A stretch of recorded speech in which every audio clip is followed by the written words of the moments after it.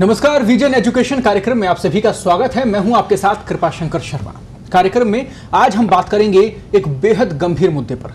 आज बात हो रही है शिक्षा नगरी में बढ़ रहे सुसाइड को लेकर।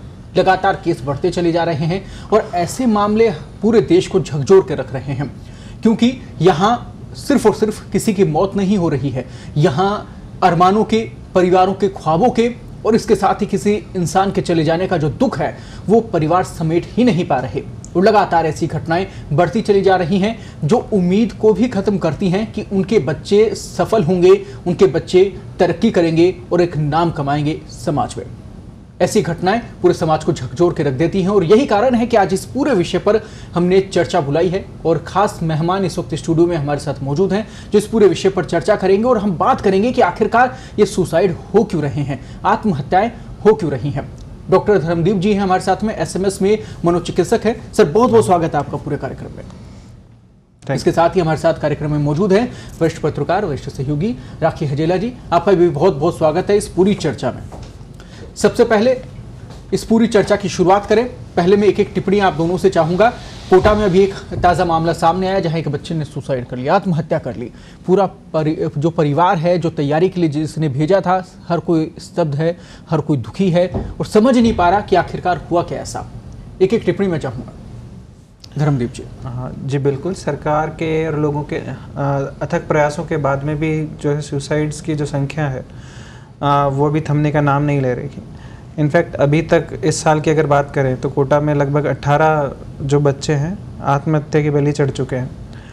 तो ये एक अलग ही तरह का पीयर प्रेशर होता है, परफॉर्मेंस प्रेशर होता है, पेरेंट्स का भी प्रेशर होता है, साथ में एक कंपटीशन के लिए जो दौड़ भाग है उसका तनाव, बहुत ही हेक्टिक रूटीन, ये बहुत सारी चीज़ें हैं जो रिस्पॉन्सिबल हैं इन चीज़ों के लिए। और इतने अथक प्रयासों के बाद में भी अगर हम इनकी रोकथाम नहीं कर पा रहे हैं तो ज़रूर आज के इस विषय की संवेदनशीलता को हम सभी जानते हैं और हम प्रयास करेंगे कि इस पूरे कार्यक्रम में कंक्लूजन डिराइव करने का कि हम इसमें और क्या किया जाना चाहिए। जी, कोशिश यही रहेगी कि कंक्लूजन कुछ निकाल पाएं, कोशिश यही रहेगी कि आखिरकार ये सुसाइड हो क्यों रहे हैं, इस पहलू पर हम बात कर पाएं और उन स्टूडेंट्स तक ये मैसेज पहुंच पाए कि आखिरकार उन्हें कैसे अपनी करियर को लेकर आगे बढ़ना है, कैसे उनको अपनी तैयारी पूरी करनी है और कैसे इससे वो बचें, कैसे इस कहीं ना कहीं टेंशन से वो बचें ताकि उनके परिवार को भी और उनको भी दुख न झेलना पड़े। राखी जी, आपकी भी एक टिप्पणी चाहूँगा, फिर चर्चा शुरू। देखिए, आखिरी अभी जो कोटा में जो अभी बच्चे ने सुसाइड किया, उस केस में जो देखने में आया था कि उस बच्चे ने पॉलीथीन मुंह पे बांध रखी थी, हाथ उसके बंधे हुए थे और उसके बाद उसका जो इस तरह से जो पुलिस के सामने मामला है सुसाइड था। आमतौर पे जब इस तरह के जो केसेस आते हैं, या तो पंखे से लटक जाते हैं बच्चे या फिर बिल्डिंग से कूद रहे हैं, ये होता है। लेकिन जो कि केस देखने में बिल्कुल ऐसा लग रहा है कि वेल प्लान मैनर में उस बच्चे ने बहुत सोच समझ के किस तरह से उसको करना है, वो पूरा उसका दिमाग में कहीं ना कहीं उसके वो प्रेशर था या वो मेंटली अपने आप को इस चीज़ के लिए तैयार कर चुका था कि उसको सुसाइड करना है। और जो लगातार हम वहाँ से मीडिया से जो रिपोर्ट्स भी आ रही है उसमें भी ये चीज़ आ रही है कि बच्चे के जो दोस्त थे वो भी यही कह रहे थे कि वो हंसी मजाक में भी कभी बातें करता था, जो वो बातें होती थी कि कोटा में और भी स्टूडेंट सुसाइड करते तो ये कहता था कि अगला नंबर मेरा आएगा। तो कहीं ना कहीं उसके दिमाग में ये चीज़ थी कि उसको भी ये कदम उठाना पड़ सकता है। तो ये बहुत बड़ा गंभीर विषय। उसके पेरेंट्स, चाहे वो बच्चा था, उसके पेरेंट्स थे या और भी जो हम देखते हैं बच्चों का एक प्रेशर है, कहीं ना कहीं प्रेशर वाली जो बात है वो बच्चों के पे लगातार सामने आ रही है। इस केस में भी शायद वही कुछ हुआ है उस बच्चे के साथ। लगातार तनाव, लगातार चिंता और वो बढ़ती चली जाती है और नतीजा सुसाइड, नतीजा आत्महत्या का। सिर्फ किसी एक व्यक्ति विशेष से ये बात नहीं है, पूरा परिवार, पूरा समाज इससे जुड़ा हुआ होता है। और जब ऐसी घटनाएं होती है तो हर कोई हैरान हो जाता है कि हजारों ख्वाब जब आंखों में संजोए कोई माँ बाप अपने बच्चे को कहीं पढ़ने के लिए भेजते हैं और उस शहर में भेजें जिसे शिक्षा नगरी के नाम से पूरा देश जान रहा है, और वहाँ ऐसी घटना हो जाना हर किसी को परेशान कर देने वाली है। क्योंकि लगातार मेहनत करते हैं माँ बाप, पैसा लगा रहे हैं, पूरा परिवार एफर्ट लगा रहा है और सबसे मुख्य बात, वो बच्चे जो 12वीं तक पास होके आए हैं, पूरे 12 साल की जो उनकी पढ़ाई है उसमें पूरी जी जान लगा के आए हैं, उसमें मेरिट में आ रहे हैं और फिर यहाँ आकर ऐसा क्या उनको हुआ कि इतने बड़े कदम की ओर बढ़ गए। ये सवाल बेहद गंभीर है और लगातार इसकी गंभीरता बढ़ती चली जा रही है और लगातार इस विषय को लेकर बातचीत लोग कर रहे हैं, लेकिन इसका समाधान नहीं निकल पा रहा। धर्मदीप जी, आपके पास में सबसे पहले आना चाहूँगा। शुरुआती तौर पर हम ये बात करें बेसिक से हम शुरुआत करें कि आखिरकार सुसाइड हो क्यों रहे हैं, अभी तक जो सुसाइड हो रहे हैं उनका निष्कर्ष क्या निकलता है, क्या नतीजा सामने आता है? अगर हम बात करें जो हाल ही में जो मामले हैं उनमें बढ़ोतरी हुई है और बहुत सारे प्रयास हो गए हैं, बहुत सारी चीज़ें जो हैं अभी ऑनगोइंग भी हैं, उसके बाद में भी मामले जो हैं कम होने का नाम नहीं ले रहे हैं। तो कहीं ना कहीं हमें ये जानने की ज़रूरत है कि जो भी बच्चा है, हम स्पेसिफिकली कोटा में आने की बात करें, जो कोटा में आने वाले विद्यार्थी हैं जिनके अंदर ये मामले बढ़े हैं, तो सबसे पहले हमें ये जानना पड़ेगा कि ऐसी क्या चीज़ें हैं जो इसके लिए उत्तरदायित्व है, चाहे वो एडजस्टमेंट को लेकर के हों। कई बच्चे जो हैं अपने घर के परिवेश में ज़्यादा अच्छे से तैयारी कर सकते हैं और लेकिन एक भेड़ चाल को देखते हुए कई बार कोटा आ जाते हैं तो वहाँ पर एडजस्ट नहीं कर पाते हैं और वहाँ पर उनका परफॉर्मेंस इम्प्रूव होने की बजाय डिक्लाइन करता है। तो जो टैलेंटेड बच्चे होते हैं, जो हुनरमंद होते हैं, जब ये डिक्लाइन होता है तो इसके साथ में इतना इजीली वो एडजस्ट नहीं कर पाते हैं और वो और ज़्यादा हताश हो जाते हैं जिन्होंने कभी फेलियर अपनी लाइफ में देखा नहीं है। इसके अतिरिक्त एक डिफरेंट जो है एनवायरनमेंट होता है स्टडी का, एक्सेसिव कॉम्पिटिटिवनेस होती है। लाखों की तादाद में जब आपका नंबर काफ़ी बीच में आता है और सीमित संख्या में सीट्स हैं, आपको ये भी पता है, तो कहीं ना कहीं जो है हताशा आप पर हावी होने लगती है। ऐसी स्थिति में जो है परिवार का सपोर्ट जो है वो बहुत अच्छा होने की आवश्यकता है। अगर वो सपोर्ट जो है उनको वहीं पर इंस्टेंटली अवेलेबल नहीं रहता है तो ऐसे इम्पल्सिव बाउट में ऐसे एक्सट्रीम स्टेप्स जो है बच्चे कई बार ले लेते हैं। धर्मदीप जी, आपको क्या लगता है कि परिवार को स्टेप उठाना चाहिए, परिवार को समझना चाहिए, लेकिन ऐसी कंडीशंस हो रही हैं कि परिवार को पता ही नहीं चलता और घटनाएं हो जाती हैं, तो क्या इसमें और ज़्यादा मॉनिटरिंग की ज़रूरत है? परिवार में बाकी जिन सदस्यों से बच्चे डेली बात करते हैं, अगर उनको लगता है कि परिवर्तन कुछ हो रहा है उसके बोलने में, उसके चलने में, उसके जब वो वीडियो कॉलिंग करते हैं, अगर वहाँ कोई हाव भाव में बदलाव लग रहा है तो आपको नहीं लगता कि ज़्यादा मॉनिटरिंग की फिर ज़रूरत पड़ जाती है ताकि ऐसी घटनाएं रुके? परिवार वालों को अब एक्स्ट्रा एफर्ट की ज़रूरत है? जी, मेरा मानना है कि बजाय इस चीज़ का वेट करने के कि कोई बदलाव दिखाई दे रहे हैं उसके बाद में हम जो है उसमें इंटरवीन करने की कोशिश कर रहे हैं, हमें जो है मेंटल हेल्थ स्क्रीनिंग्स जो हैं एक बार रूटीनली करानी चाहिए जी। स्पेशली जब पहली बार जब बच्चा वहाँ पर आ रहा है तो हमें एक बार उसका एटीट्यूड चेक करना चाहिए कि एक इनिशियली जो है एक 10-15-20 दिनों के लिए वो वहाँ कैसा महसूस कर रहा है, वो वहाँ पर एडजस्टमेंट कर सकता है या नहीं कर सकता है, और फ्यूचर को लेकर के जो भी उसके गोल हैं वो उनको उसी वे में अचीव कर सकता है वहाँ पर, या फिर उसमें उसको लगता है कि वहाँ का जो रूटीन है या हेक्टिक शेड्यूल है उसमें किसी भी तरह की कोई बाधा है। ये चेक पीरियडिक चेक्स होने चाहिए, चाहे मंथली, बाय मंथली या फिर 3-4 महीने में एक बार, लेकिन ये होते रहने चाहिए।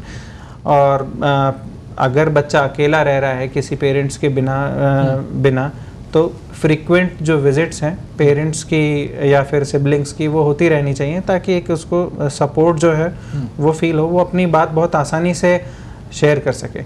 एक हमने बहुत ही ज़्यादा ओवर ग्लोरीफाई कर दिया ओवर द टाइम कुछ प्रोफेशंस को, जिनको लेकर के हम बच्चों को शुरुआत से उनके बचपन से ये सिखाते रहते हैं कि आपको बड़ा होकर के डॉक्टर बनना है या इंजीनियर बनना है। तो ये उस पर एक एक्सेसिव बर्डन क्रिएट कर रहा है बजाय उसको उस प्रोसेस में आगे बढ़ाने के।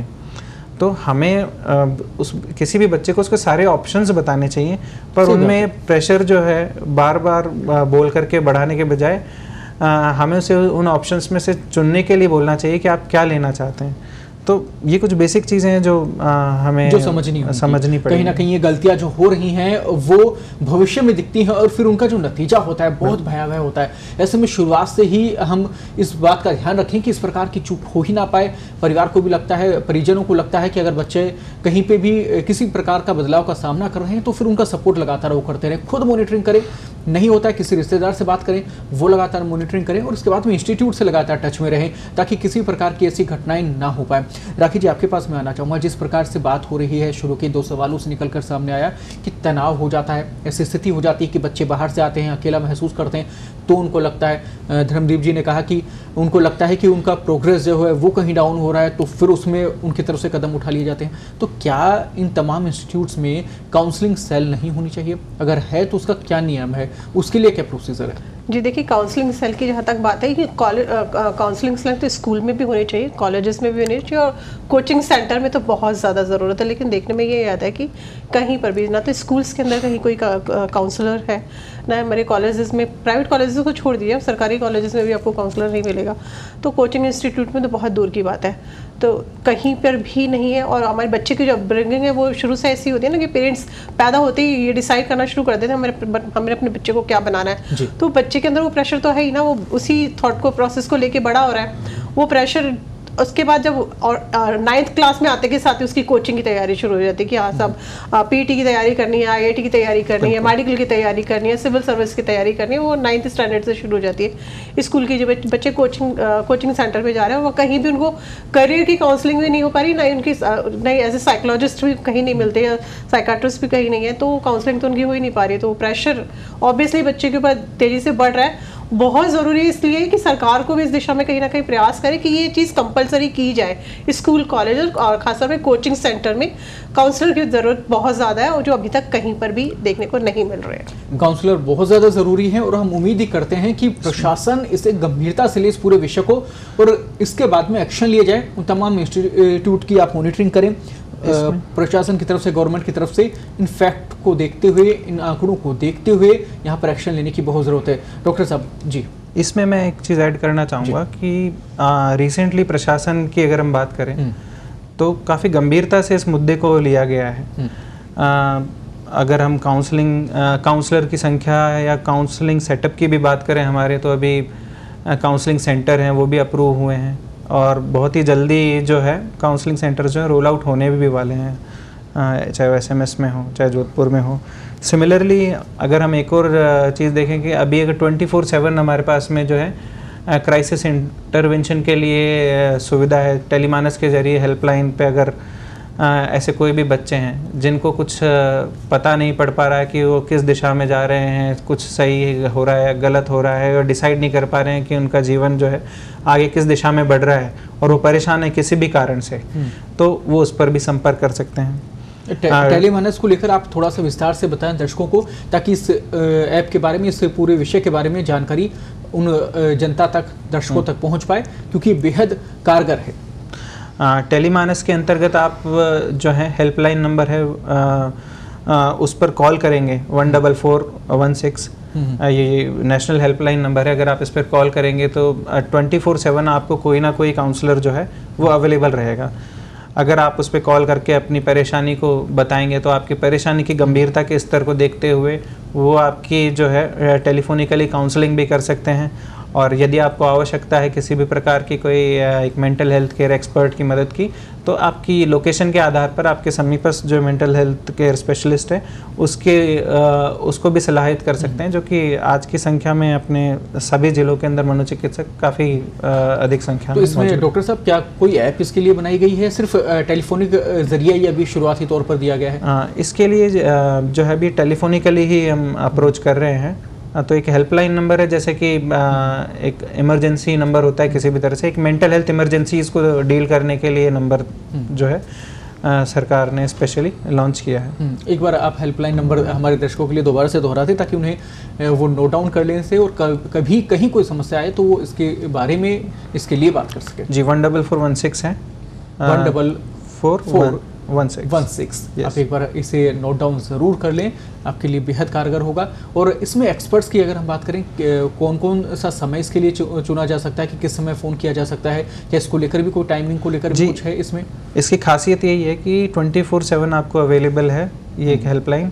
राउंड द क्लॉक आपको जो है काउंसलर्स से आप जो है अपनी प्रॉब्लम्स को डिस्कस कर सकते हैं, और वो जो उचित समाधान है आपको इसके लिए उपलब्ध करा सकते हैं।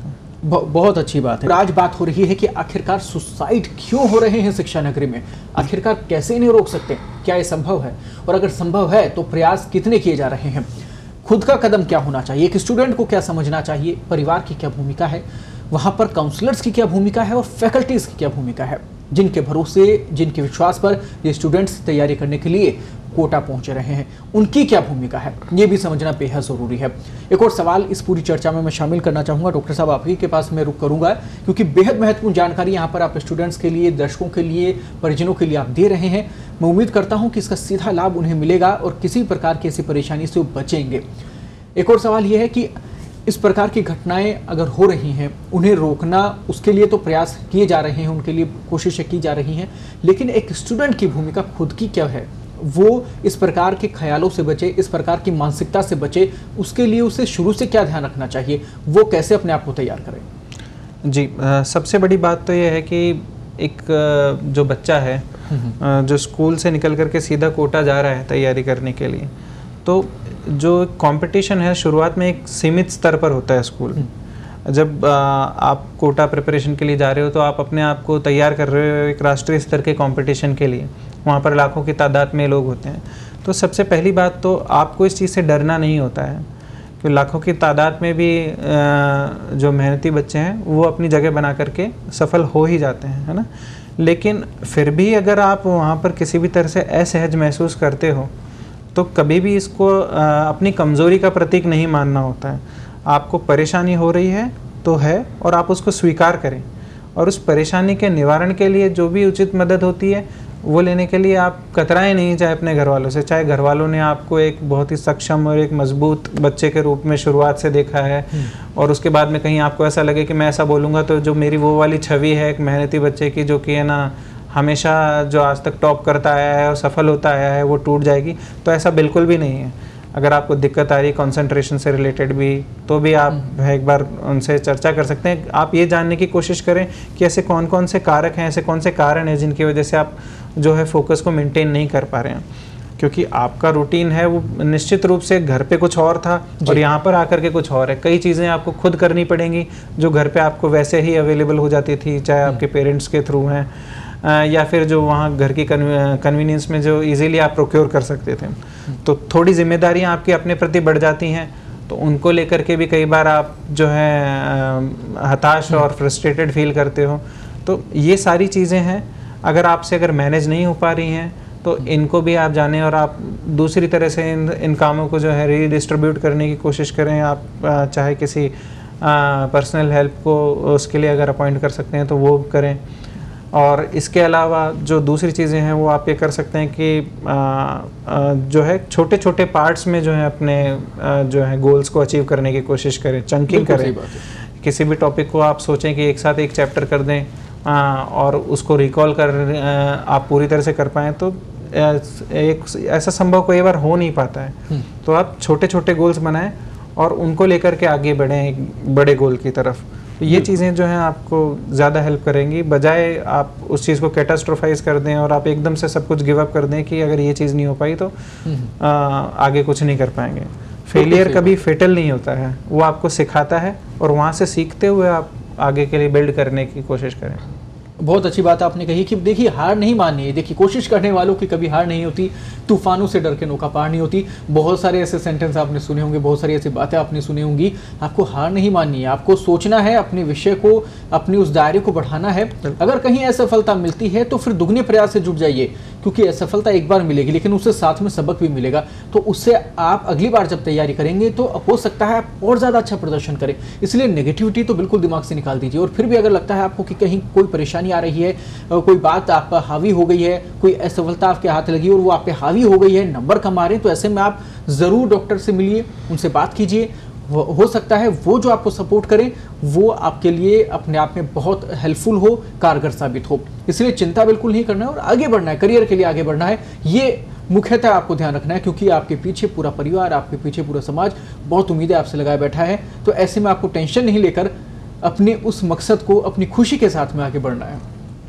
इसके साथ ही एक और मुद्दा जो है वो बेहद गंभीर हो जाता है। राखी जी, मैं आपके पास आना चाहूँगा। जब हम बात स्टूडेंट्स की करते हैं, दूसरे शहर से, दूसरे राज्य से जब स्टूडेंट पहुँचते हैं तो कहीं ना कहीं मेंटल प्रेशर की तो हम बात लगातार कर ही रहे हैं। इसके साथ ही हैरेसमेंट को लेकर, छेड़छाड़ को लेकर भी चीज़ें सामने आती हैं। खास करके लड़कियों को बहुत फेस करना पड़ता है, ये भी दिक्कतें सामने आती हैं। तो ऐसे में उन गर्ल्स के लिए, उन बच्चियों के लिए आपकी तरफ से क्या मैसेज है? उन्हें कैसे अपने आप को पावरफुल रखना है, कैसे अपने आप को मेंटेन करके रखना है? अगर ऐसी कोई दिक्कत आती है, कोई उनको परेशानी आती, तो ऐसी कंडीशन में क्या करें?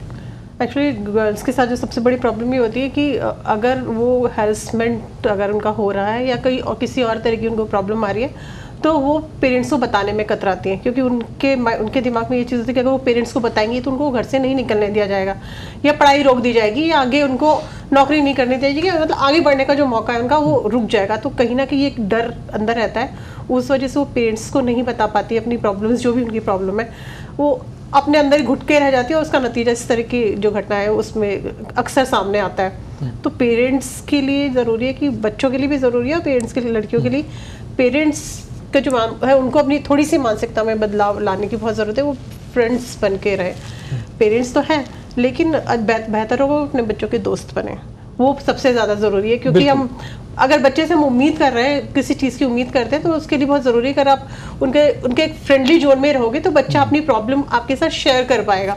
बहुत सारे बच्चे इसीलिए अपनी प्रॉब्लम शेयर ही नहीं कर पाते कि उनको पता है उनके पेरेंट्स उनकी बात समझ ही नहीं पाएंगे। एक प्रेशर तो डालते रहेंगे, लेकिन बच्चा क्या चाहता है, बच्चे की क्या प्रॉब्लम है, उसको सॉर्ट आउट कैसे करना है, वो पेरेंट्स नहीं समझ पाते हैं। एक ये सबसे बड़ी प्रॉब्लम जो चाहे लड़का हो या लड़की, दोनों के साथ इस तरह की प्रॉब्लम लगातार आती है सामने अक्सर। कई इसके साथ ही इन तमाम स्टूडेंट्स को राखी जी आप ये भी बताएं कि कानूनी मजबूती इनके पास में क्या है, वो पक्ष क्या है, उसमें किस प्रकार से ये अपने आप को अकेला नहीं समझे? जी बिल्कुल, देखिए अगर इस तरह की कोई भी प्रॉब्लम सामने आ रही है तो सबसे पहले अपने पेरेंट्स को बताएं, देन पुलिस, आपके पास पुलिस है, पुलिस में आप कंप्लेन कर सकते हैं। यहाँ पर बाल आयोग बना हुआ है, बाल आयोग में भी अपनी इस संबंध में कोई भी किसी भी तरह की आपको कोई प्रॉब्लम आ रही है तो वहाँ पर शिकायत की जा सकती है। वहाँ से भी जन सुनवाई भी होती है, बाल आयोग के जो मेंबर्स हैं वो आपसे मिलकर आपकी जो भी प्रॉब्लम है उसको सॉर्ट आउट करते हैं। अगर लड़की बालिग है तो महिला आयोग में भी जा सकती है। इसके अलावा चाइल्ड लाइन भी बनी हुई है, जो नाबालिग बच्चे हैं उनके लिए चाइल्ड लाइन भी काम करी है। 1098 जो चाइल्ड लाइन है वो ऑल इंडिया लेवल पे काम करती है, वहाँ पर भी बच्चे अपनी शिकायत कर सकते हैं, और बच्चे कर भी रहे हैं। बहुत से बच्चे ऐसे हैं जो अवेयर हैं अपने अधिकारों को लेकर या अपनी प्रॉब्लम्स को लेकर, वो करते हैं अपनी शिकायत। वहाँ पर भी जो है बच्चे अपनी शिकायत कर सकते हैं, उनकी जो भी समस्या है, चाहे वो समस्या उनके पेरेंट्स से भी अगर रिलेटेड है तो भी ऐसे बच्चे भी उनको लगता है कि हाँ पेरेंट्स से हमें कुछ प्रॉब्लम आ रही है, पेरेंट्स हमारी बात नहीं समझ पा रहे, तो ऐसे बच्चे भी शिकायत करते हैं। अगर हैरेसमेंट की कोई शिकायत है, उस तरह की शिकायतें भी वहाँ पर की जा सकती है, तो वहाँ पर भी आपकी समस्याओं का समाधान बहुत होता है। काउंसलिंग भी वहाँ पर मिलेगी, और उसके साथ ही अगर आपको लगता है कि आपके साथ कुछ गलत हो रहा है, कोई परेशानी है, तो फिर ऐसे में कानूनी सहायता, प्रशासन की सहायता वो भी आपको मिलेगी। इसलिए आपको घबराना नहीं है। इस प्रकार की कोई भी दिक्कतों का अगर आप सामना करते हैं, सीधे आप कंप्लेंट कीजिए और इसका समाधान आपको मिलेगा, क्योंकि पुलिस और प्रशासन हमेशा आपके साथ है। डॉक्टर साहब, मैं आपके पास आना चाहूँगा, एक बेहद महत्वपूर्ण विषय के ऊपर भी मैं आपकी टिप्पणी चाहूँगा। सोशल मीडिया का आप कितना असर इस समय इन घटनाओं को लेकर मानते हैं, या फिर सोशल मीडिया के जरिए क्या पॉजिटिविटी क्या नेगेटिविटी सामने आ सकती है? जी, सोशल मीडिया आज के ज़माने में ऐसी चीज़ है जिसकी रीच बहुत ही ज़्यादा है, और ज़्यादातर मैंने ये देखा है कि अगर सोशल मीडिया में जो भी उनका एल्गोरिदम ऐसा है कि शायद आप जिस चीज़ के बारे में सर्च करते हैं आपको वही रिजल्ट्स बार बार प्रोड्यूस भी किए जाते हैं, आपके सामने वही चीज़ें बार बार जो है दोहराई भी जाती हैं। अगर अच्छे पक्ष की बात की जाए तो एजुकेशनल मटेरियल जितना भी है सोशल मीडिया पे आजकल इतना इजीली अवेलेबल है कि एक रिमोट विलेज के अंदर भी कोई बच्चा अगर रहता है तो उसके लिए भी बहुत आसानी होती है कि वो अपने करियर को लेकर के प्लान कर सकता है, या जो पढ़ाई को लेकर के जो है रिसोर्सेज है वो अपने वहाँ पर इकट्ठे कर सकता है। पर एक अगर नकारात्मक पहलू की अगर हम बात करें तो आज के टाइम पर एक इंटरनेट एडिक्शन अपने आप में एक बहुत बड़ी चीज़ बन गया है, जो कि बच्चों की पढ़ाई में भी बाधक हो गया है। एक तरह से अटेंशन स्पैन है लोगों का कम हो गया है, बहुत कम टाइम के लिए दूसरी चीज़ों पर या ज़रूरी चीज़ों पर ध्यान दे पाते हैं और बार बार डिस्ट्रैक्ट होते हैं सोशल मीडिया की तरफ, चाहे वहाँ पर अपने सोशल मीडिया प्रोफाइल को स्क्रॉल करना हो या फिर जो है वहाँ से जो लीड्स नए नए मिलते हैं उनकी तरफ जाना हो। तो ये जो है एक सोशल मीडिया का एक नकारात्मक पहलू है जो हम बात करते हैं। तो एक सीमित उपयोग सोशल मीडिया का होना चाहिए। अलग अलग विचारधारा के लोग जो हैं वो मौजूद हैं, तो कई बार जो है साइबर बुलिंग के केसेस भी हमने देखे हैं कि बहुत ज़्यादा मात्रा में जो है सोशल मीडिया पे देखने को मिलते हैं, जिनकी वजह से बच्चे जो है बहुत ही टेरराइज्ड भी फील करते हैं कई बार जो है, और उसको इतनी गंभीरता से ले लेते हैं कि जो है वो रियल वर्ल्ड है उससे थोड़ा कट ऑफ फील करते हैं। तो एक सीमित उपयोग, और अगर हम बात करें अंडर एज बच्चे जो हैं ज़्यादातर जो है उनके माता पिता की भी एक तरह से उनके ऊपर एक विजिलेंस इस तरह से होनी चाहिए कि कहीं सोशल मीडिया पर वो कुछ ऐसे लोगों के साथ में एसोसिएटेड तो नहीं है कि जो उन्हें बुली कर रहे हैं या किसी भी तरह से परेशान कर रहे हैं। ब्लैकमेलिंग के केसेस भी देखें तो आजकल राइज पर हैं काफ़ी। तो ऐसे में लगातार ध्यान रखें, मॉनिटरिंग करते रहें और उसके साथ ही स्टूडेंट जो है वो खुद भी जागरूक रहें और सबसे मुख्य बात कि समय को देखें।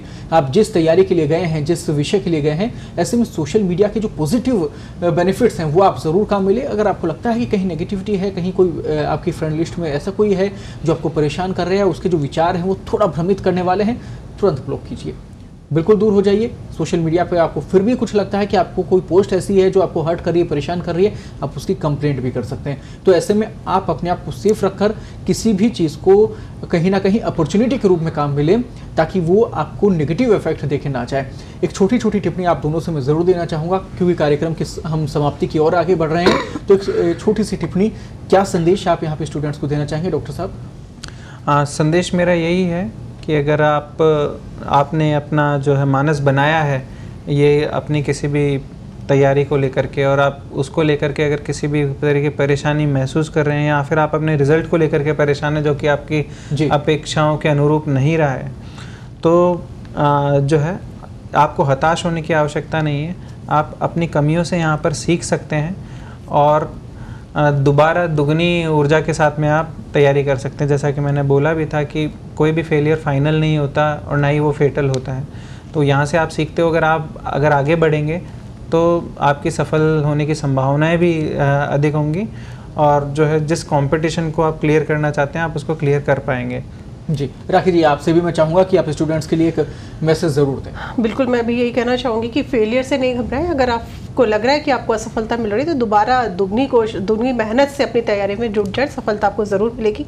और अगर कोई प्रॉब्लम है, कोई चीज़ आपको परेशान कर रही है, तो अपने पेरेंट्स से ज़रूर इस बात को शेयर करें, बजाय इसके कि आप सुसाइड जैसा या कोई गलत रास्ता चुनें। उससे ज़्यादा बेहतर होगा अपने पेरेंट्स को अपनी जो भी प्रॉब्लम है, पेरेंट्स के साथ अपनी प्रॉब्लम को शेयर करें।